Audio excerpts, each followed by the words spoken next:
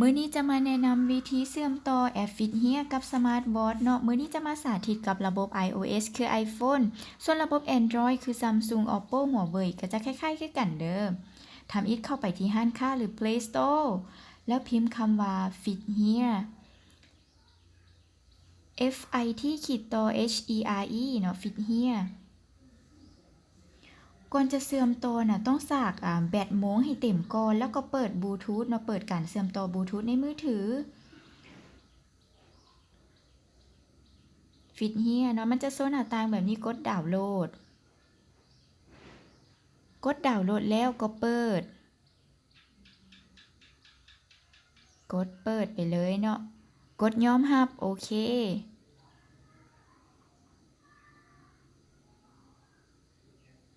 อันนี้คือเงื่อนไขของเขาเจ้าเนาะต้องยอมรับกดโอเคเนาะด้านเทิงสุดมันจะมีปุ่ม3 ขีดเนาะ3 ขีดด้านเทิงสุดเบื้องซ้ายมือจิเข้าไปกดเข้าไปเลือกตัวนี้เลยเลือกเข้าไปแล้วจะเลือกเมนูทำอีทตัวที่1กดเข้าไปแล้วกดคำว่า Search มันจะซอกหาเนาะโม้งที่ว่าจะเชื่อมต่อบลูทูธจิเข้าไปซื้อโม้งของเฮาแล้วมันจะคอนเนคเนาะมันจะกำลังเชื่อมต่อแล้วก็กดเชื่อมต่อจิตัวนี้เนาะอนุญาตให้เครื่องเข้าถึง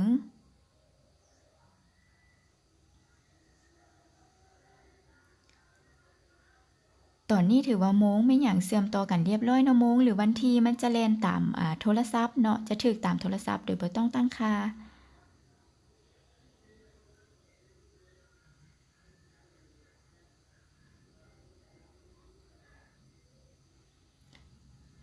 แล้วก็ต่อไปเนาะเฮาจะมาแนะนำความสามารถพิเศษเนาะความสามารถพื้นฐานของโม้งนี้เนาะมันจะมีหลายๆโหมดให้ได้เลือกทำอีทจะเป็นเวลาเฮาจิเนาะปุ่มด้านลุมสุดเนาะปุ่มน้อยๆตัวนี้จิเป็นบาทนี่นะจะเลื่อนไปแต่ว่าส่วนปุ่มใดที่จิค้างไว้หั่นนะจะเป็นการเลือกเนาะกดปุ่มน้อยๆด้านลุมนี่จิค้างไว้ประมาณ 2-3 วิเนาะจะเป็นการเลือกเมนูนั้นเช่นว่าตัวนี้แม่นวัดอัตราการเต้นของหัวใจเนาะเวลาเฮากดค้างไว้มันจะโชว์เซ็นเซอร์ขึ้นมาเนาะโชว์เซ็นเซอร์ขึ้นมาแบบนี้ต่อไปจะเป็นโหมดสปอร์ตโหมดกีฬามันจะมีหลายๆโหมดแล่นโหมดยางโหมดถีบรถเนาะมีหลายโหมดให้ได้เลือก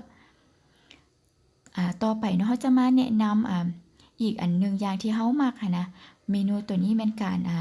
ซอกโม้งบ่แม่นซอกโม้งซอกโทรศัพท์มือถือตัวนี้จะชื่อว่าไฟล์โฟนเนาะกดเข้าไปกดค้างไว้เนาะไฟล์โฟนกดตัวนี้ค้างไว้แล้วมันจะบอกเวลาอันนี้แม่นโม้งกับมือถือเชื่อมต่อกันมันจะบอกว่ามือถืออยู่ไสเวลาที่เฮาซอกมือถือบ่เห็นสามารถกดตัวนี้ได้เนาะใส่ฟังก์ชันนี้ได้มันจะแจ้งเตือนว่าโม้งอยู่ไส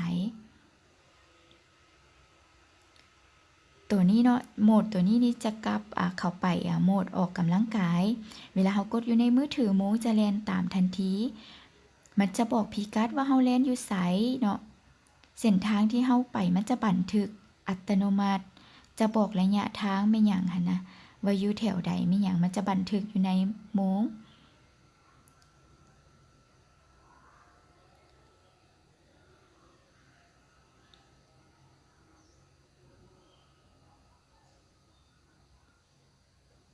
ต่อไปเนาะจะเป็นโหมดการเปลี่ยนภาพพื้นหลังแบ็กกราวด์เนาะตัวนี้กดเข้าไปตัวที่ปุ่ม3 ขีดด้านเทิงสุดเบื้องซ้ายเนาะแล้วกดอันเลือกตัวด้านลุมสุด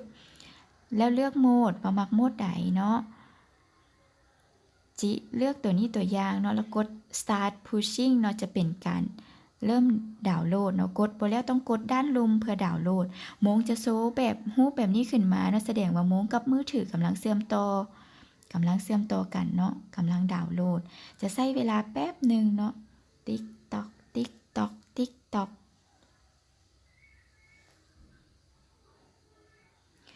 ตัวนี้สามารถเลือกได้ตามใจว่ามักแบบใดเนาะ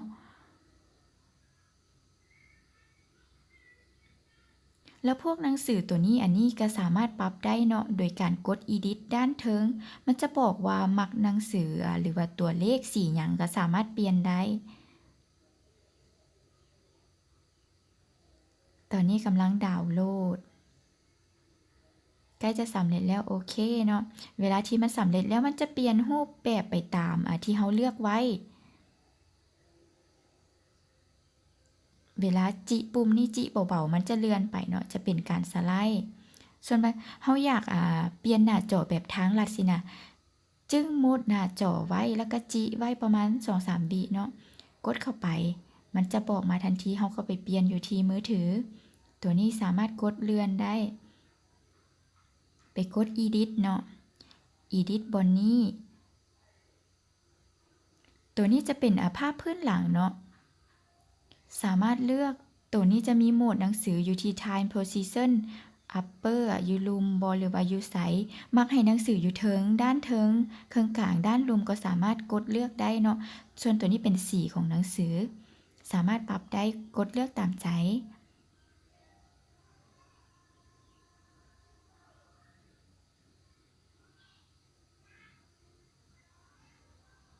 จะมีวัดอัตราการเนี่ยบ่แม่นนับปัดก้าวย่างเนาะการนอนว่าการนอนอยู่ในระดับใดอัตราการเต้นของหัวใจเนาะเลือดออกซิในเลือดเนาะความดันตัวนี้สามารถวัดได้ตัวนี้เนาะก็สามารถตั้งเป็นโมงปลุกก็ได้